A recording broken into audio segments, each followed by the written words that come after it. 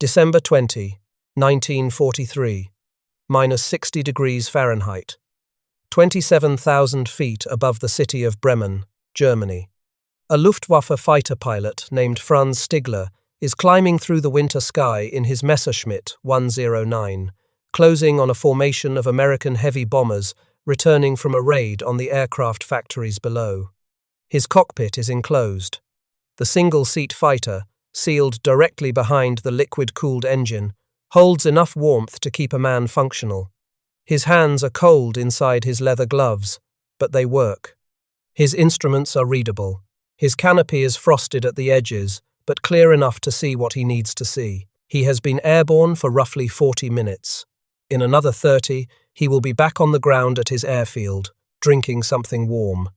What Stigler sees ahead of him through the contrails is a B-17 flying fortress that has fallen behind its formation. It is flying alone. One engine is feathered. Another is trailing black smoke. The vertical stabilizer is shredded. There are holes in the fuselage large enough that Stigler, as he closes to within 50 meters, can see directly into the interior of the aircraft. What he sees inside stops him. The tail gunner is slumped at his position. He is not moving. His name is Hugh Eckenrode, though Stigler will not learn it for decades. He was killed by cannon fire during a fighter attack over the target. His body has already begun to stiffen in the cold. In the ball turret beneath the belly of the bomber, another gunner is curled into a plexiglass sphere, barely large enough for a man to fit inside. His name is Sam Blackford. His feet have gone numb. His electrically heated flying boots have shorted out somewhere over the target, and the temperature inside his turret at this altitude is approximately minus 60 degrees Fahrenheit. He is alive. He cannot feel anything below his knees. Through the holes in the fuselage, Stigler can see other crew members moving, barely. Some are bleeding. Some are hunched over their guns in bulky, layered flight suits connected by visible wires to the aircraft itself. They are nearly 7 hours into their mission. They have been at altitude, in positions open to a 200-mile-per-hour slipstream, in temperatures that would kill an unprotected man in minutes for most of that time. Stigler sits in his enclosed cockpit and tries to understand what he is looking at. He knows cold. Every fighter pilot in the Luftwaffe knows cold, but his experience of cold at altitude is fundamentally different from what he is watching. His cockpit is sealed. His sortie will last 90 minutes at most.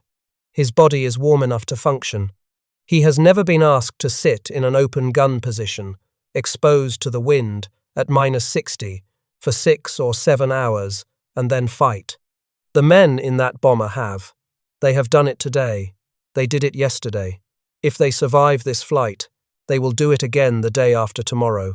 Stigler does something that will change the course of 2 lives and violate every regulation in the German Air Force. He does not fire.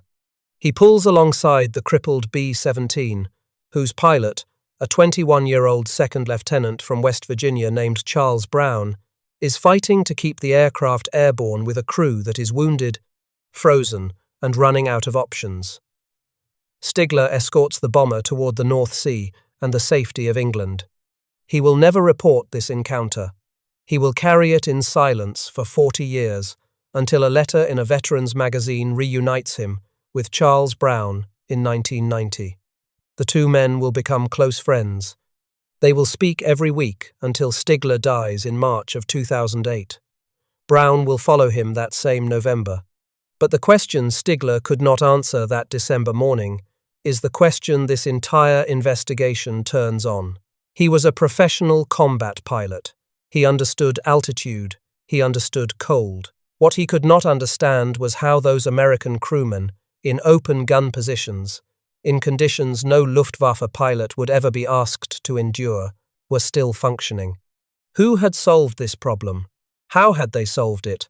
And why, on that morning in December of 1943, was the solution still killing the men it was supposed to protect? To understand what Franz Stigler was looking at through the holes in that B-17, we have to go back. Not to the battle, not even to the beginning of the air war. We have to go back to a decision made in peacetime, in an American classroom in Alabama, that would send tens of thousands of young men to fight a war at altitudes where the human body was never designed to survive. In the 1930s, at the Air Corps Tactical School at Maxwell Field, Alabama, a group of American officers developed a theory that would define the air war over Europe before anyone knew there would be one. The theory was called high-altitude daylight precision bombing, and it rested on a proposition that seemed, on paper, elegant and self-evident.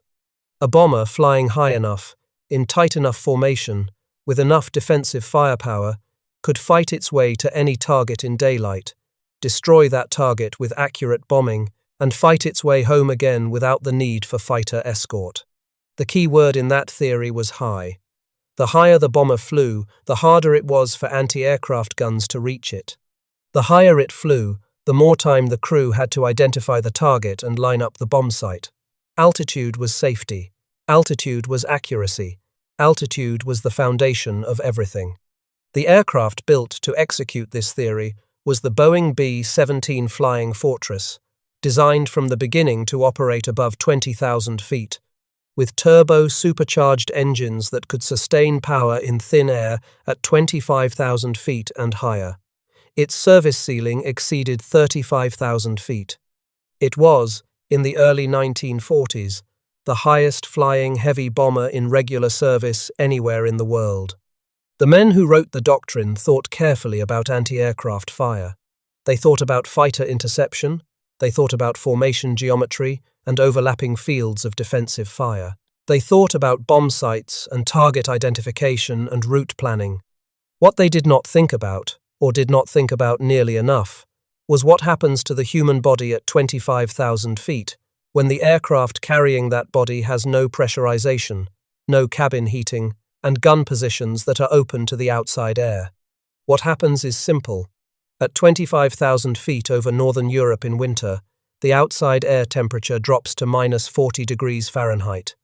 At 28,000 feet, it drops to -50. At 30,000 feet and above, temperatures of -60 degrees and colder were recorded by 8th Air Force meteorological officers. At those temperatures, exposed skin freezes in under a minute. Metal, when touched with a bare hand, bonds to the flesh instantly. Lubricants in gun mechanisms thicken and freeze. Oxygen regulators ice over. Morphine syrettes, carried to treat wounded crew members, freeze solid and become useless. The B-17 had been designed as a weapons platform. It had not been designed as a habitable environment. The flight deck had some residual heat from the engines and instruments. The bombardier in the nose and the navigator behind him were enclosed but unheated. The top turret gunner stood in a rotating dome above the fuselage, with his head and shoulders inside the turret. But the waist gunners stood at open windows on either side of the fuselage, their 50 caliber machine guns mounted in openings through which the outside air poured at 200 miles per hour. The tail gunner sat alone at the very back of the aircraft, isolated from the rest of the crew, often with his plexiglass panels removed to give him an unobstructed field of fire. And the ball turret gunner, the most exposed man on the aircraft, hung beneath the belly in a rotating sphere of plexiglass and steel, his knees drawn to his chest, separated from the outside air by inches, unable to wear a parachute because there was no room for one inside. These men were expected to fly missions lasting 7, 8, sometimes 9 hours. They were expected to function at altitude for 4 to 6 of those hours. They were expected to identify enemy fighters at range, track them through gun sights, fire accurately, clear jammed weapons with freezing hands, and do it all while breathing through oxygen masks that froze to their faces. The doctrine said altitude was safety. The doctrine was correct about anti-aircraft fire. It said nothing about the fact that altitude was also trying to kill the men it had sent up there. Major John Luckadoo of the 100th Bomb Group, the unit that would become known as the Bloody Hundredth for its devastating losses, summarized what high-altitude bombing actually meant for the men who did it. He called it the 4 Fs: fighters, flak, frostbite, and fear. Frostbite was not an afterthought. It was listed alongside the Luftwaffe and anti-aircraft fire as one of the primary threats to survival. The men who flew the missions understood this before the men who planned them did. A ball turret gunner named George Moffat, as recorded by Donald Miller in Masters of the Air, described what it felt like to spend hours in the most exposed position on the aircraft. He said that by the time you reached the target, you were so miserably cold and fed up that you did not particularly care whether you got hit or not. That is not the language of a man describing discomfort. That is the language of a man describing a condition so severe it had eroded his will to survive. And Moffat was speaking about a mission where his equipment worked. On missions where the heated suit failed, the experience was worse than anything his words could convey. The men in the bombers had a saying. They said that everything above 20,000 feet belonged to God, and God had not heated it. The 8th Air Force arrived in England in the summer of 1942 and began flying combat missions over occupied Europe that August. The cold announced itself immediately. The first crews to fly at altitude in the autumn and winter of 1942 reported frostbite after almost every mission. The protective clothing was inadequate for the conditions. Crews wore leather.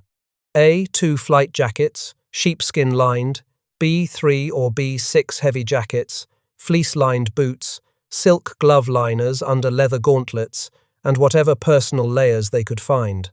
This equipment might have been adequate at 15,000 feet in moderate weather. At 25,000 feet over the North Sea in December, it was not close to enough. The results were immediate and devastating. Men came back from missions with fingers blackened and blistered.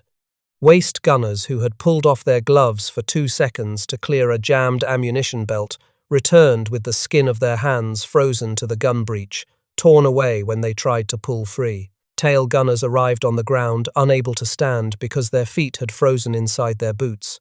Ball turret gunners were extracted from their turrets with frostbite so severe that tissue in their legs and buttocks had died and would later have to be surgically removed. The numbers, when the 8th Air Force Surgeon's Office began compiling them, told a story that should have alarmed everyone who read them. In the 14-month period, ending in December of 1943, 1,634 8th Air Force crewmen were removed from flying duty because of cold injuries sustained on high-altitude missions. Over the same 14 months, 1,207 men were removed from flying duty because of wounds inflicted by the enemy. Read those numbers again. More men were being grounded by frostbite than by German fighters and flak combined.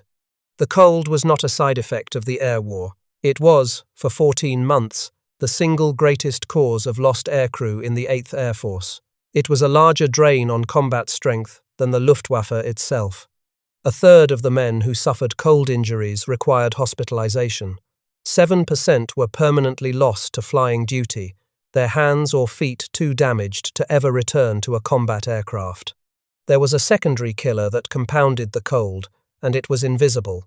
At altitude, the crew breathed through demand oxygen regulators connected to their face masks. The moisture in their exhaled breath condensed and froze inside the mask's exhaust valves and in the regulator itself, which was already being chilled as the oxygen expanded through it in air that was minus 50 degrees or colder.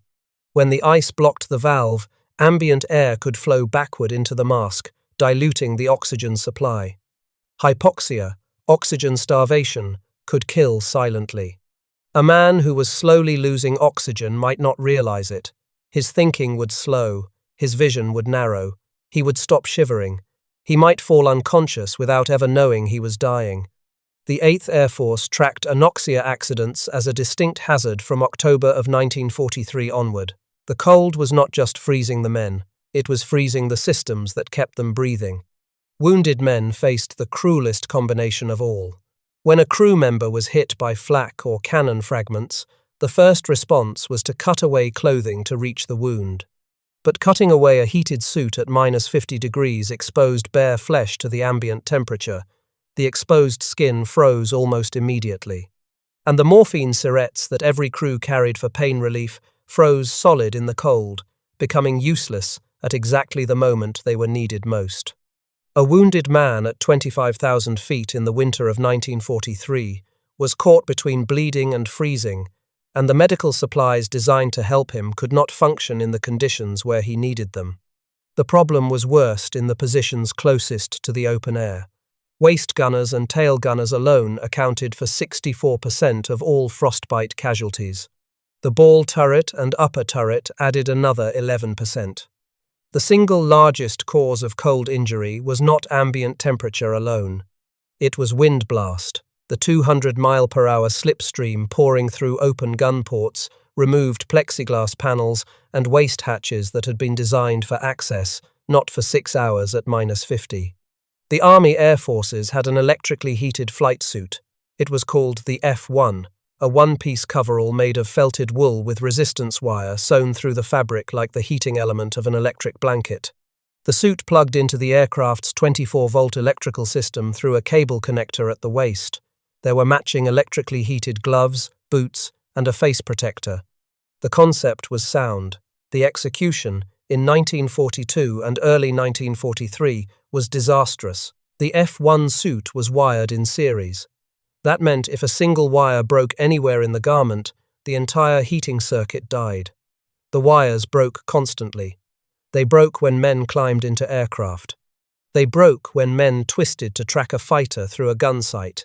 They broke when a man crawled from one position to another inside a freezing fuselage. When the wires broke, the suit went cold instantly. When the suit went cold at -50 degrees, the man inside it started freezing. When the wires did not break, they sometimes shorted. A short in a heated suit could burn the skin beneath the fabric. Men reported second-degree burns alongside frostbite on the same mission, sometimes on the same limb. The connections between the suit and the aircraft's electrical system pulled loose during combat maneuvers. If a man disconnected from his heating cable to move to another position, his suit went dead and could not be reconnected easily in the dark and the cold without removing his gloves, which would frostbite his hands. According to records from the 303rd Bomb Group in 1943, up to 75% of frostbite cases were caused not by the cold itself, but by the failure of the electrically heated clothing that was supposed to prevent it. The equipment designed to protect the men was failing them. Hold that number. 1,634 men, grounded by cold injuries in 14 months, more than the Luftwaffe, grounded with bullets and shrapnel. Now hold another number. By the period from January 1st to May 8th, 1945, the final 5 months of the war in Europe, the 8th Air Force recorded exactly 151 cold injuries in 149 crewmen.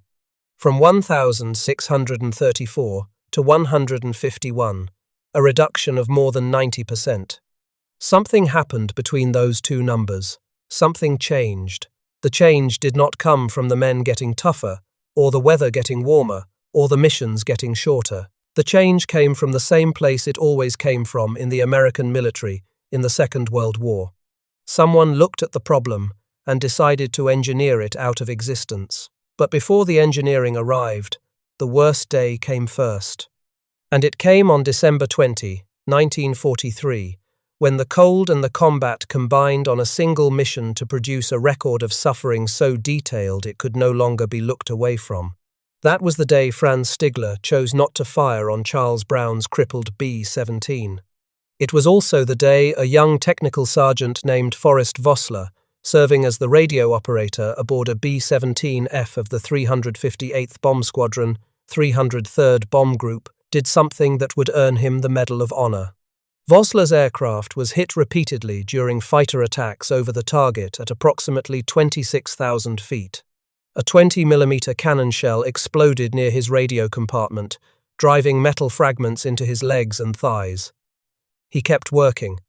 A second burst struck his position. Fragments hit him in the chest and face. Shrapnel entered both of his eyes. His vision blurred, then went dark. He could not see. He did not leave his position. He could not.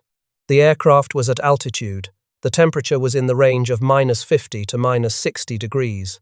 The oxygen system was damaged. The radio, which the crew needed to transmit their position for any hope of rescue, was destroyed.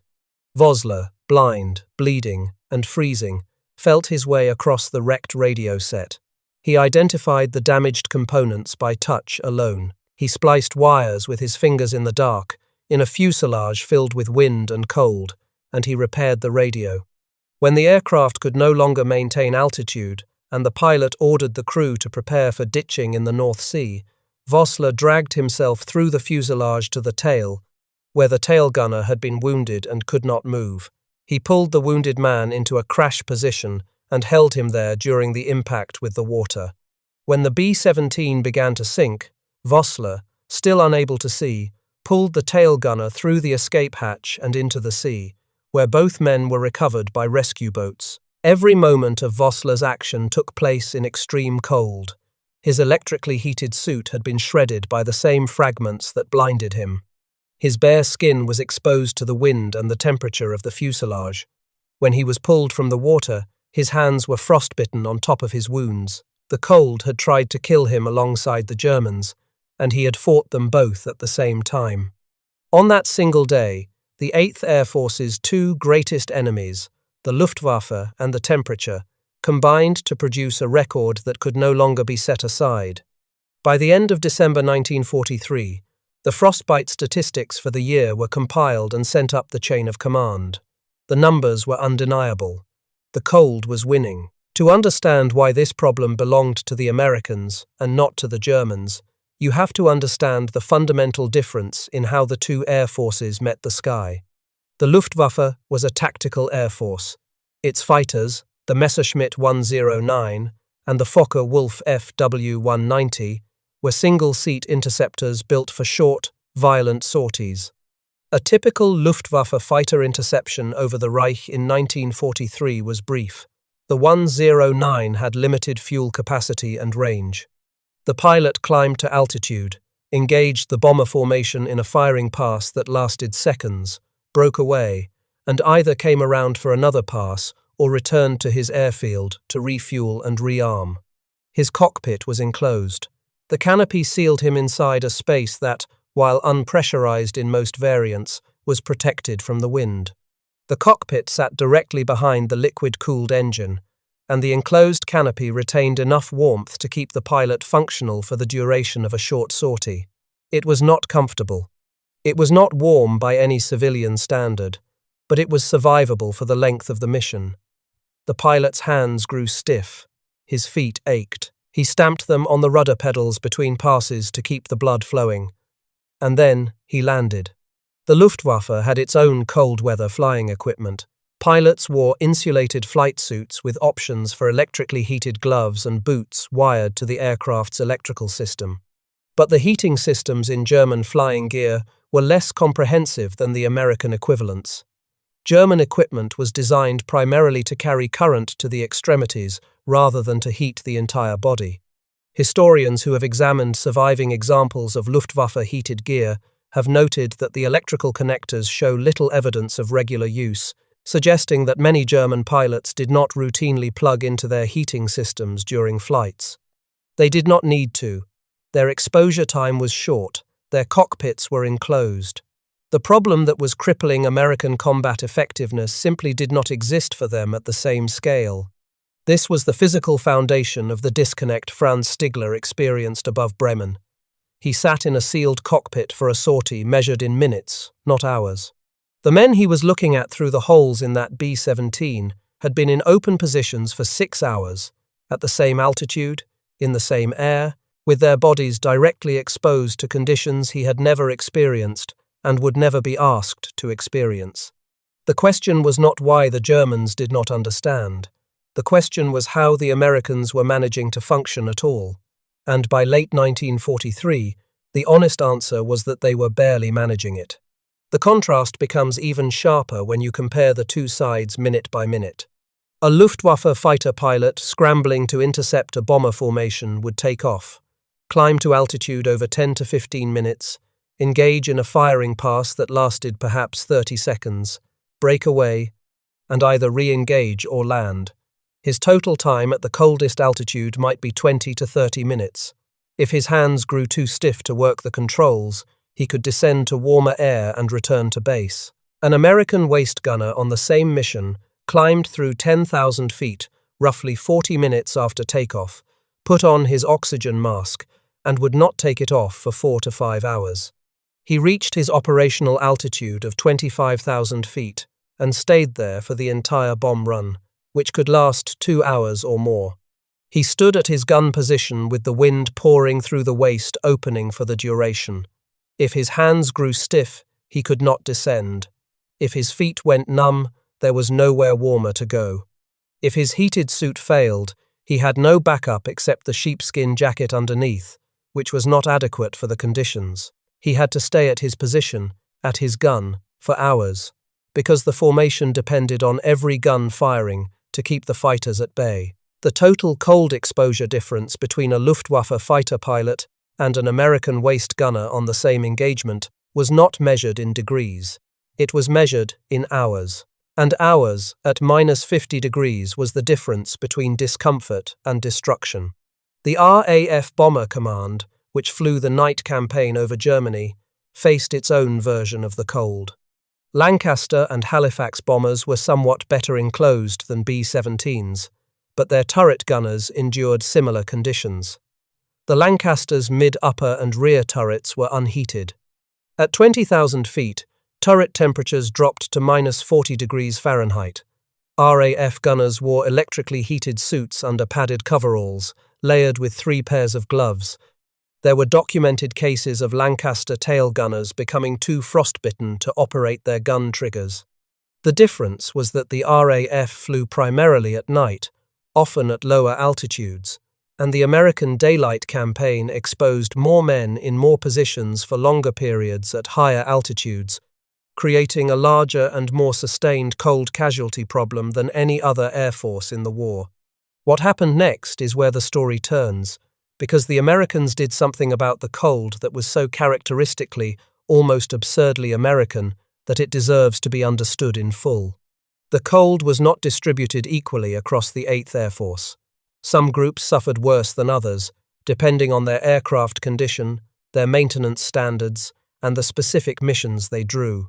The 91st Bomb Group at Bassingbourn suffered the highest total losses of any bomb group in the 8th Air Force over the course of the war. Its crews flew some of the earliest and most dangerous missions, when the heated suits were at their worst, and the frostbite rate was at its peak. The 100th Bomb Group, the Bloody Hundredth, became notorious for its losses to fighters and flak, but the cold was a constant companion on every mission.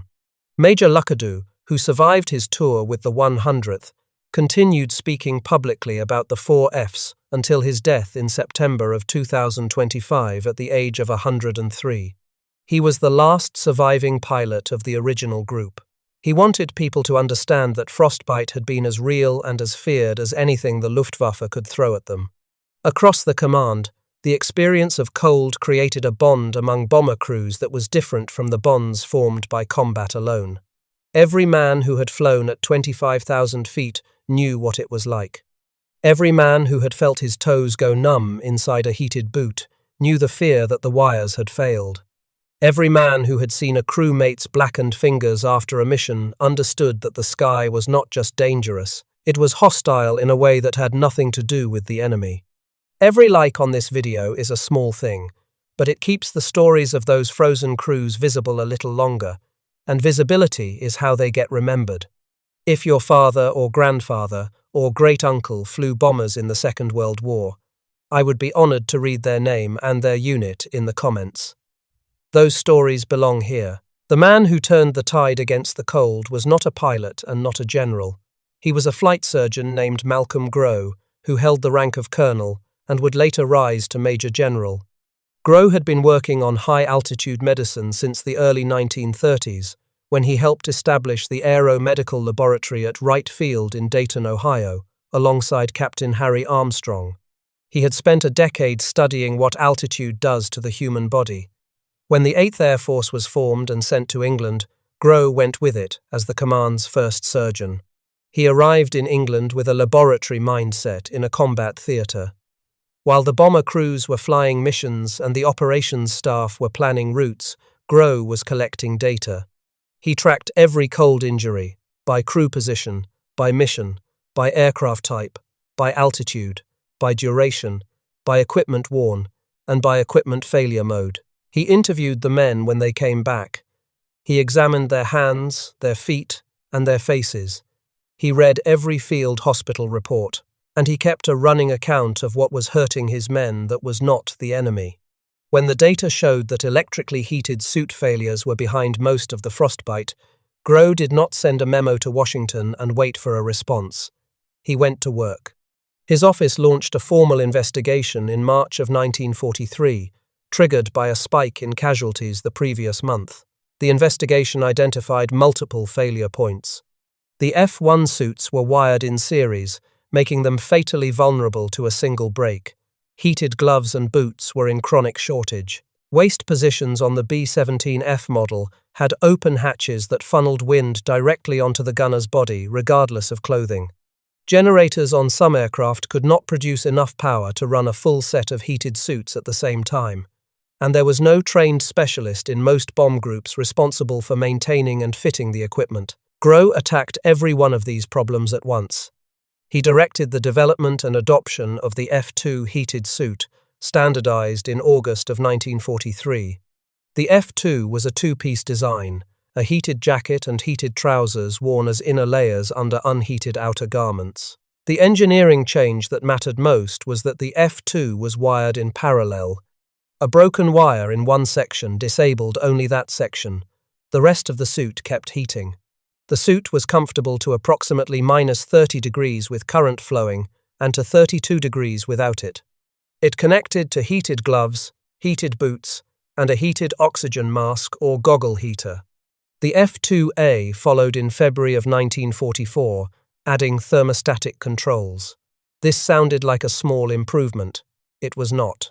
A suit without a thermostat was either fully on or fully off. A man who was too warm had to disconnect entirely, which meant that if conditions changed, he had to reconnect in the dark at altitude with heavy gloves on. A thermostat let him adjust the heat and leave it. It eliminated an entire category of decisions made under stress in hostile conditions, decisions that often ended in disconnection and frostbite. The F-3 came later in 1944. It extended the comfort range to approximately -60 degrees Fahrenheit. It incorporated dual circuits that maintained half heat even if one circuit failed completely. It was, by the standards of 1944, a remarkable piece of engineering disguised as a set of wool garments with wires sewn into them. But the equipment was only half of what Grow built. The other half was human. In March of 1943, his office issued a directive requiring every combat bomb group in the 8th Air Force to assign and train a dedicated equipment officer. These officers were responsible for drying heated suits after every mission, testing the wiring with electrical meters before every flight, fitting suits and gloves to individual crew members, and ensuring that replacements were on hand. By the end of 1943, 275 equipment officers had been trained and deployed across the command. At the same time, Grow pushed for changes to the aircraft themselves. Radio rooms were enclosed. Gun hatches were redesigned to reduce wind penetration. Waist windows on the B-17G model were fitted with staggered plexiglass panels that blocked the worst of the slipstream while still allowing the guns to traverse. Generator capacity was increased on modified aircraft to support the electrical load of multiple heated suits running at full power. These changes were completed across most operational bombers by March of 1944. The Distinguished Service Medal citation that Grow received in May of 1944 lists what he achieved in plain military language. He was recognized for developing a device to protect gunners from wind blast, electrically heated clothing, gloves, boots, hand warmers, and casualty bags for wounded crew, wind and fire-resistant face and neck protectors, and a special combat ration for use on long bombing missions. That list is the entire environment of a man at 25,000 feet, rebuilt from the ground up by a doctor who decided that frostbite was an engineering problem, and that engineering problems have engineering solutions. What Grow did in England was a local expression of something much larger. The American approach to the cold problem was, in the end, the American approach to nearly every problem the war presented. You do not endure the problem, you do not accept the problem. You engineer the problem away, and you do it at industrial scale. The heated suits that Grow specified, tested, and deployed were manufactured primarily by General Electric, working with a clothing company called Lion Apparel. General Electric in the 1940s was not a clothing manufacturer. It was one of the largest electrical engineering firms in the world. It made turbo superchargers for the B-17 engines that carried the bombers to altitude. It made turret control systems for the same gun positions where the heated suits were worn. It made autopilot systems, electrical generators, and radar components. And it made electrically heated flying suits, hundreds of thousands of them. A 1944 photograph preserved by the Library of Congress shows a General Electric engineer at Fort Monmouth, New Jersey, testing a heated suit in a cold chamber set to -63°F. The caption records that 12,000 electrically heated suits were being produced at that facility alone for the Army Air Corps. General Electric's corporate records estimate the company produced approximately 400,000 heated suits over the course of the war. Consider that number. 400,000 heated suits, from a company that was simultaneously building the superchargers that got the bombers to altitude and the turret systems that defended them when they arrived. The same industrial base solving the altitude problem, the defense problem, and the cold problem as three connected engineering challenges. No other nation in the world could have done this. No other nation would have framed the problem this way. The research behind the suits ran through the Aero Medical Laboratory at Wright Field, which by 1945 had grown into an operation of extraordinary scope. More than 200 aviation physiologists were operating 65 altitude chambers at 45 airfields across the United States, training over 58,000 aircrew per month in high-altitude physiology. They taught men how cold kills. They taught men how to spot frostbite in themselves and in the man beside them. They taught men how to use the heated suits, check the wiring, and reconnect a cable in the dark at altitude without removing their gloves. The Mayo Clinic contributed oxygen system research. Dr. W. Randolph Lovelace helped develop improved oxygen masks that reduced freezing in the demand regulators. The altitude chambers were themselves a piece of American ingenuity applied at scale. A chamber was a sealed room in which the air pressure could be reduced to simulate altitudes up to 40,000 feet or higher. Crews entered the chamber wearing full flight gear, including their heated suits, and experienced the cold and the hypoxia of altitude in a controlled environment where a medical officer could monitor them and intervene if something went wrong. The chambers taught men things that no classroom lecture could. They learned what hypoxia felt like before it became unconsciousness. They learned how fast frostbite could begin on exposed skin. They learned to trust the oxygen system and the heated suit, to check both constantly, and to never, under any circumstances, remove a glove at altitude for any reason. Before the altitude chamber program, many crews arrived in England, having never experienced the conditions they would face on their first mission. Their first encounter with -50° was over enemy territory, with fighters attacking and flak bursting around them. The chambers changed that. By 1944, most replacement crews arrived at their bomb groups, having already experienced simulated altitude conditions and knowing what to expect. The surprise was gone. The cold was still dangerous, but it was no longer unknown. On top of the heated suit and the outer clothing came another of Grow's innovations, the M1 flak vest, a garment of manganese steel plates sewn into a canvas carrier, weighing between 16 and 22 pounds. Grow had determined that roughly 70% of wounds to bomber crews came not from direct hits but from low-velocity fragments, shrapnel from flak bursts, and cannon shell splinters. A vest heavy enough to stop those fragments would protect the torso where most fatal wounds occurred. The result was a crewman dressed in an extraordinary layering system. Underclothing first, wool layers next, then the electrically heated suit, wired into the aircraft. Then an outer flight suit for wind protection, then the flak vest, then a Mae West inflatable life preserver, then a parachute harness. On his head, a flight helmet, an oxygen mask, and an M4 steel helmet over the top of everything. A fully equipped 8th Air Force gunner at altitude in late 1944 was carrying 30 to 40 pounds of protective gear on his body. He was nearly immobile. Moving inside the aircraft required disconnecting the heated suit cable, disconnecting the oxygen hose, squeezing through a fuselage in a suit so bulky he could barely fit, and reconnecting everything at the other end, all in the dark, in turbulence, at -50 degrees, often under attack. The weight of the gear changed how men fought. A waist gunner tracking a fighter through his gun sight had to swing a 50 caliber machine gun while wearing gloves thick enough to stop frostbite but too thick to feel the trigger naturally. He had to keep his oxygen hose from tangling in the gun mount. He had to keep his heated suit cable from catching on the ammunition belt. He had to keep the flak vest from riding up and blocking his peripheral vision. And he had to do all of this while standing on a floor that vibrated with the engines and pitched with every evasive maneuver, in air so cold that any exposed patch of skin would freeze before he finished his next breath. The ball turret gunner had it worst. The Sperry ball turret was a sphere roughly 3.5 feet in diameter, just 44 inches across. The gunner entered from inside the fuselage, drew his knees to his chest, and was lowered into position beneath the aircraft. There was no room for a parachute inside the turret. If the aircraft was going down, the gunner had to be retracted into the fuselage, climb out of the turret, collect a chest pack parachute from a rack inside the bomber, clip it to his harness, and bail out, all while the aircraft was losing altitude. In full protective gear, with frozen hands and feet, this process could take minutes that a falling bomber did not have.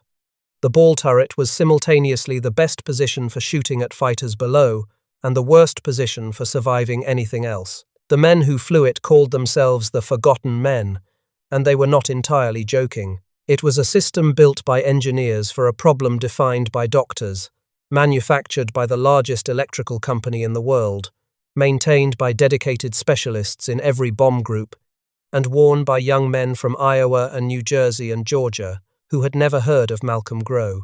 It worked. The proof is in the numbers. At the peak of the crisis, those 1,634 cold casualties in 14 months had cost the 8th Air Force an average of 10.5 days of flying duty per man. In 1944, as the F-2 suits, the trained equipment officers, and the aircraft modifications spread across the command, cold injuries fell to 1,685 out of 3,158, total removals from flying duty. That raw number looks similar, but the severity had dropped sharply. The average lost duty time fell from 10.5 days to 4.7 days. The injuries were less frequent relative to the much larger number of missions being flown, and they were far less severe. By the final 5 months of the war, from January 1st to May 8, 1945, the 8th Air Force recorded exactly 151 cold injuries in 149 crewmen. Over the same period, 3,852 men were removed from flying duty because of wounds from enemy fire. The ratio had completely inverted. In 1943, frostbite grounded more men than combat. By 1945, combat casualties outnumbered cold injuries by more than 25 to 1. That inversion was not caused by warmer weather. It was not caused by shorter missions or lower altitudes. It was caused by a flight surgeon who treated frostbite as an engineering problem, a corporation that manufactured the solution at industrial scale, and a military system that placed a trained specialist in every bomb group to make sure the solution actually reached the men who needed it. The Americans had taken a problem that was destroying more combat capability than the enemy and engineered it into near irrelevance. They had done it in roughly 18 months, from the worst of the crisis in the winter of 1943 to the near elimination of cold injuries by the winter of 1944. It was not dramatic. It was not cinematic. Nobody wrote a song about parallel wired heating elements or thermostatic controls. But it was one of the most effective acts of applied problem-solving in the entire war. To put the scale of the cold problem in its full context, consider what the 8th Air Force endured overall. By the end of the war, the 8th had suffered approximately 26,000 men killed. It was, by some measures, the most dangerous assignment in the American military. And within that larger catastrophe, the cold had been, for more than a year, a quietly devastating force that compounded every other danger. A man who could not feel his hands, could not clear a jammed gun. A man whose oxygen mask had iced over could not stay conscious to fire at approaching fighters. A man whose heated suit had failed was fighting two enemies at once, one in a Messerschmitt and one in the air around him, and the air was winning. The engineering fixed the second enemy. It could not fix the first. But by removing the cold as a mass casualty problem, Grow and General Electric and the equipment officers gave every gunner in every bomber a chance to focus on the enemy he could see, rather than the one he could only feel. Now return to Franz Stigler above Bremen, flying beside the crippled B-17. He does not know about the F-1 suit, or the F-2, or the equipment officers, or Malcolm Grow. He does not know the statistics. He does not know that the ball turret gunner, whose legs he can see through the shattered plexiglass, has frostbitten feet because his heated boots shorted out over the target. All he knows is what he can see. He can see dead men. He can see wounded men.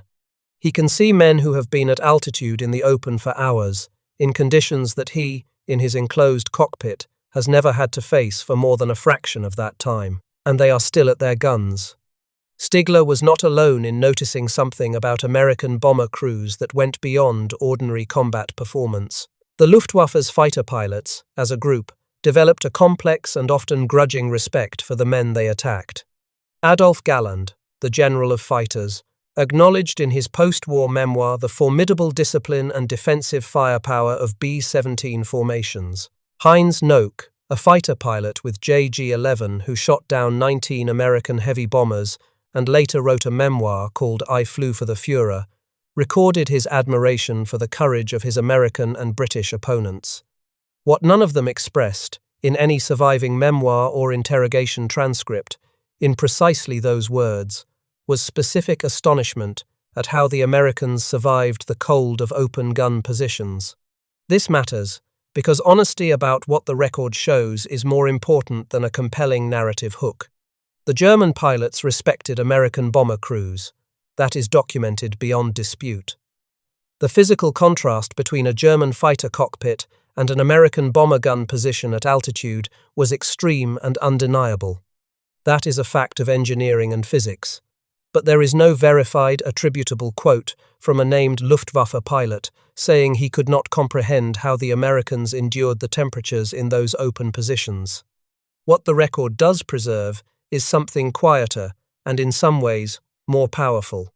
There is Franz Stigler pulling alongside a dying aircraft and choosing not to fire, because what he saw inside that fuselage, the dead, the frozen, and the men still fighting despite both, made it impossible for him to pull the trigger. That is not a statement about cold. It is something larger. It is a professional soldier's recognition that the men on the other side of the plexiglass were enduring conditions he would never be asked to face, and were doing it without complaint, without alternative, and without the equipment that should have been protecting them, and was, on that December afternoon, failing. When Stigler and Brown found each other in 1990, Brown asked Stigler why he had not fired. Stigler told him, as recorded by Adam Makos in the book A Higher Call, that he had seen too much. He had seen the wounded, he had seen the dead. He could not add to it. Brown had spent decades searching for the German pilot who had spared his crew. He placed a letter in a combat veterans newsletter in 1989, describing the encounter and asking if anyone knew the German pilot's identity. Stigler, living in Canada, saw the letter. He wrote back. When they spoke by telephone for the first time, Stigler reportedly told Brown that he had never spoken about the incident because, under German military law, what he had done was a court-martial offense punishable by death. He had let an enemy bomber escape. He could have been executed. He had carried that secret for 46 years, afraid that telling anyone would bring consequences even decades after the war. What he had witnessed through the holes in that B-17 had been enough to make him risk his life by not killing, and enough to keep him silent for nearly half a century. Stigler did not mention the cold in his account of why he chose not to fire. He did not need to. The cold was part of everything he had seen. It was in the frozen tail gunner slumped at his guns. It was in the ball turret gunner's numb legs. It was in the ice on the fuselage, and the frost on the plexiglass, and the stiff, slow movements of the surviving crew members as they fought to keep their aircraft in the sky. So here is the answer to the question this investigation began with. How did American bomber crews survive and function at -60 degrees in open gun positions for hours on end, in conditions no German pilot ever had to face? The answer has 3 parts, and none of them is the answer you might expect. The first is that for a long time, they did not survive it well. The frostbite crisis of 1942 and 1943 was real and severe. It grounded more men than the Luftwaffe. It was the hidden catastrophe of the 8th Air Force, a mass casualty event caused not by the enemy but by the conditions of the war the Americans had chosen to fight. The second is engineering. Malcolm Groh, General Electric, the Aeromedical Laboratory at Wright Field, and 275 equipment officers across the bomb groups took the cold apart the way an engineer takes apart a machine. They identified every failure point. They designed a fix for each one. They manufactured those fixes at a scale that only American industry could have achieved. They deployed them with a maintenance system built into every operational unit. They turned the cold from a crisis into a managed risk. The third is the men themselves. The engineering saved them. But before the engineering arrived, and during the long months when the engineering was still failing, the men flew anyway. They flew knowing their heated suits might short out at altitude. They flew knowing their gloves might fail over the target. They flew knowing the ball turret was a frozen cage, and the tail position was an icebox, and the waist was a wind tunnel that no amount of sheepskin could close. They flew because the mission required them at 25,000 feet, and 25,000 feet was -60 degrees, and there was no version of the war where that was different. The Germans had never been required to confront this question because the question had never applied to them. Their war at altitude was fought from enclosed cockpits on short sorties. They had built the finest fighter aircraft in the world, and those aircraft shielded their pilots from the worst of the cold by the simple fact of being designed with the pilot sealed inside. The Americans had built the finest heavy bomber in the world, and that bomber put its most vulnerable men in the most exposed positions imaginable and kept them there for hours. The price of high-altitude daylight precision bombing was paid in frozen hands, frozen feet, and frozen faces by men whose names are mostly forgotten and whose suffering took place in silence at 25,000 feet, unseen from the ground and unreported in the newspapers. They deserved better equipment than they received in 1943. They eventually got it, because the system that sent them up eventually sent the engineering up after them. That is the American story of the Second World War in its essence. The men went first, the solutions followed, and the gap between the two is the part of the story that never makes the highlight reels. I should tell you what is documented and what interpretation in the story you have just heard is. Franz Stigler was real. Charles Brown was real. Their encounter on December 20, 1943, above Bremen, is one of the best documented incidents in the history of the 8th Air Force, verified by both men and recorded in detail by Adam Makos in a higher call. Forrest Vosler was real. His Medal of Honor citation is a matter of public record. His actions aboard his B-17 on that same December day are documented in the official records of the 303rd Bomb Group and in the Medal of Honor archives. Malcolm Groh was real. His frostbite data is preserved in the official United States Army medical history of cold injuries. His Distinguished Service Medal citation lists his innovations by name. Hugh Eckenrode, the tail gunner who died aboard Charles Brown's B-17, was real. Sam Blackford, the ball turret gunner whose heated boots failed and froze his feet, was real.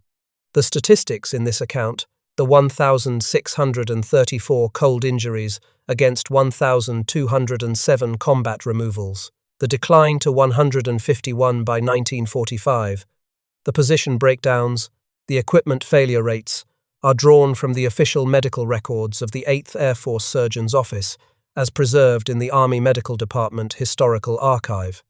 What is not documented, and what I have not fabricated, is a specific German quote expressing astonishment at how American crews survived the cold. No such quote exists in verified form. The physical contrast between a German cockpit and an American gun position is a fact of engineering. The inference that this contrast would have struck any thinking pilot is reasonable, but honest history requires the distinction between what someone probably thought and what someone demonstrably said. The men whose names I have spoken are gone now. Stigler and Brown both died in 2008, within months of each other. Vosler died in February of 1992. Groh died in October of 1960. Luckadoo died in September of 2025, the last surviving pilot of the 100th Bomb Group, at the age of 103. They left behind records, citations, photographs, and the testimony of those who served beside them. Where those records speak, I have followed them. Where they are silent, I have said so. Return to the sky above Bremen. December 20, 1943. Franz Stigler flies beside the crippled B-17. His canopy is frosted. His engine turns steadily. His cockpit is warm enough. 50 meters away, inside a fuselage torn open to the winter sky, the surviving crew members are trying to bring their aircraft home. Some are wounded, some are frozen, one is dead at his guns. Their heated suits are torn, shorted, or disconnected. Their oxygen masks are crusted with ice. Their guns are fouled with frozen lubricant. They have been at altitude for the better part of 7 hours. They are still flying. Not because they are braver than the German pilot beside them. Not because they are tougher or built from something different. They are still flying because their country asked them to fight at an altitude where the air itself was the enemy, and the country sent them up before it sent the solution. The parallel wired suits came later. The thermostats came later. The trained equipment officers and the enclosed waste windows and the improved generators came later. The men came first. They always came first. Malcolm Groh's engineering eventually solved the question of how you keep a human being alive at -60 degrees. But the question Franz Stigler was asking as he flew beside that B-17 was not really about engineering.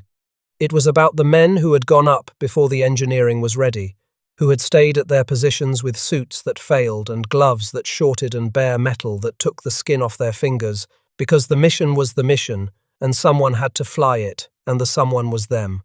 If this investigation gave you something to think about, hit that subscribe button. There are more of these stories waiting to be told. Most of them are about ordinary men in extraordinary conditions, doing things that no training manual covered, at altitudes where the air tried to kill them before the enemy got the chance.